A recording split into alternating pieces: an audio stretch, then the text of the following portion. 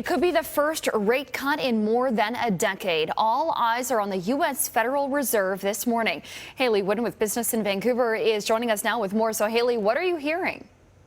It's widely expected that later this morning we're going to see the U.S. Fed cut its key interest rate by 25 basis points. As you said, the first cut that we'll be seeing in more than a decade. Now, yesterday we heard President Trump calling for the Fed to implement a large cut. If we see something like that, that really would come as a surprise to global markets. But at this point in time, the world does expect to see some kind of a cut, which would function as a bit of a stimulus to the U.S. economy. Ahead of the announcement, global shares do seem mixed as the world really is watching to see what the Fed does today with its rate, as well as what it has to say about the strength of the U.S. economy.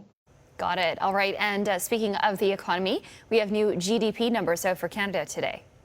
That's right. They show that Canadian GDP up 0.2% month to month and up 1.4% year over year, looking for the month of May. That growth driven primarily by growth in manufacturing as well as construction. When we take a look at residential construction in particular, growth of 2.2% month to month. That's the largest increase we've seen in more than a year. And along with that, activity among real estate agents and brokers also up 4.8%, primarily driven by increased activity here in Greater Vancouver.